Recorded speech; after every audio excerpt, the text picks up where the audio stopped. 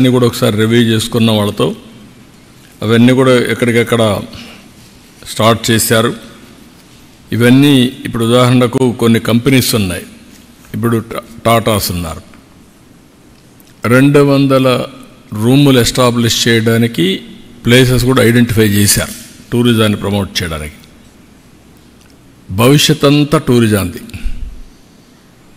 Tourism బాగా రావాలంటే hospitality sector కానీ, ట్రాన్స్పోర్టేషన్ కానీ, ఇక్కడ లా అండ్ ఆర్డర్ కానీ, ప్లేసెస్ కానీ మనం బెస్ట్ ప్లేసెస్ క్రియేట్ చేయాలి. దీనికి రూములు ఉండాలి. అందుకే ఒక టార్గెట్ కింద పెట్టుకొని ఒకప్పుడు హైదరాబాద్లో రూములు లేకపోతే చాలా అవస్థపడ్డాం. ఒకే 2-3 హోటల్సే ఉండేటివి. ఇప్పుడు చూస్తే నెంబర్ ఆఫ్ హోటల్స్ వచ్చాయి, నెంబర్ ఆఫ్ హాస్పిటల్స్ వచ్చాయి, నెంబర్ ఆఫ్ షాపింగ్ మాల్స్ వచ్చాయి, నెంబర్ ఆఫ్ ఎడ్యుకేషన్ ఇన్స్టిట్యూషన్స్ వచ్చాయి. అన్నీ ఒక హబ్గా తయారైంది. వీళ్ళు వచ్చినప్పుడు మనకు గ్రీన్ ఎనర్జీకి వెళ్తున్నారు, హోటల్స్కి వెళ్తున్నారు. ఇంకా మనకు వీలైనంత వరకు ఇన్ఫ్రాస్ట్రక్చర్ ఇండియాలో ఇండిగో అండ్ టాటా ఎయిర్లైన్సే ఉంది. We want develop an airport. We are discussing with them. ఆ ఇన్ఫ్రాస్ట్రక్చర్లో వాళ్ళు కూడా ఇన్వాల్వ్ చేసి ఏ విధంగా చేయాలో దానికి కూడా తొందరలోనే ఒక యాక్షన్ ప్లాన్ తయారు చేస్తాం. ఇవన్నీ మీకు ఒక ఐడియా కోసం ప్రజలకు చెప్తున్నా. ఈరోజు ఈ ప్రభుత్వం ఒకటి ఆలోచిస్తున్నాం. 5 సంవత్సరాలుగా జరిగినటువంటి విధ్వంసాన్ని కవర్ చేయడానికి అన్ని విధాల ప్రయత్నం చేస్తున్నాం. 7 నెలల్లో ఊహించినటువంటి ప్రగతిని సాధించాం. అమరావతి 3 ముక్కలాటాడి అమరావతిని ధ్వంసం చేస్తే now Amaravati is on track.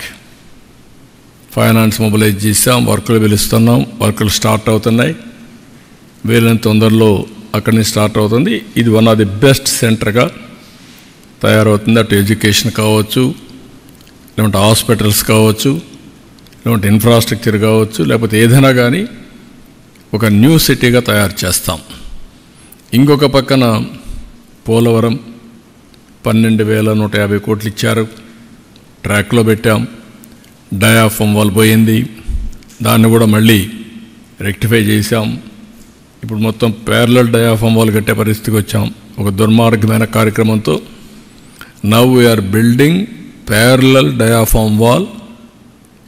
360 కోట్లతో 400 కోట్లతో చేసిన డయాఫామ్ వాల్ ఇప్పుడు 1000 కోట్లు అదనంగా పెట్టి చేసే పరిస్థితికి వచ్చాం. టైం 2 ఏళ్ళు పోయింది. ఏదైనా ఒక టైం బౌండ్ ప్రోగ్రాం పెట్టుకున్నా 2000 డిసెంబర్ లోపల Polavaram will be completed. Diaphragm wall కూడా స్టార్ట్ చేశాం. ఇంకా అది ట్రాక్ మీద ఎక్కే పరిస్థితి తీసుకొచ్చాం. పెండింగ్లో ఉండే రైల్వే జోన్ క్లియర్ చేశారు, ఫౌండేషన్ వేశారు, వర్క్ స్టార్ట్ అయింది. ఆల్మోస్ట్ ఆల్ కొలాప్స్ అయిపోయినటువంటి BIFR పోయినటువంటి స్టీల్ ప్లాంట్ ఆర్ ప్రైవేటైజేషన్ చేయాల్సిన స్టీల్ ప్లాంట్ 13,000 కోట్ల రూపాయలతో రివైవల్ ప్యాకేజ్ ఇచ్చారు. ఇది అసాధారణమైన విషయం.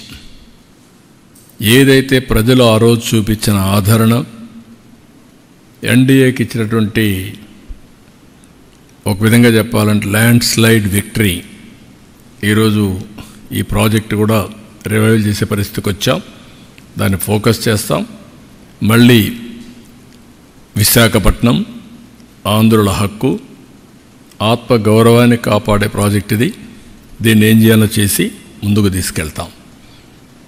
అంటే ఎందుకు ఇవన్నీ మీకు చెప్తున్నానంటే, ఇక్కడ ఇంకా కూడా విధ్వంసం చేసిన వ్యక్తులు కూడా గొంతు చించుకుంటున్నారు. అంటే ఏదో ఒకటి 24 గంటలు ఈ రాష్ట్రాన్ని సర్వనాశనం చేయాలి, విధ్వంసం చేయాలి, డెవలప్మెంట్ జరగకూడదు. 5 సంవత్సరాల్లో 1,000 కోట్ల రూపాయల ప్రాజెక్ట్ ఏదైనా జరిగిందా? ఉండే ప్రాజెక్టులు వెళ్ళిపోయినాయి. ఎక్కడికో మీరు చూస్తే ఇక్కడ పెట్టాలని పేట్రియాటిక్ ఫీలింగ్తో వచ్చిన అమర్ రాజా లాంటి ఫ్యాక్టరీల్ని తరిమేసే పరిస్థితికి వచ్చారు. ఆస్తుల్ని రాయించుకునే పరిస్థితికి వచ్చారు, కబ్జా చేసే పరిస్థితికి వచ్చారు. 3-4 డికేడ్లు సంపాదించిన ఆస్తులు కూడా రాసేసుకునే పరిస్థితికి వచ్చారు సెటిల్మెంట్లో. అవన్నీ మళ్ళీ నేను మాట్లాడుతున్నప్పుడు డైవర్షన్ రావడం కరెక్ట్ కాదు. అవన్నీ కూడా సెట్ చేస్తున్నాం. నా ఎయిమ్ ఏంటంటే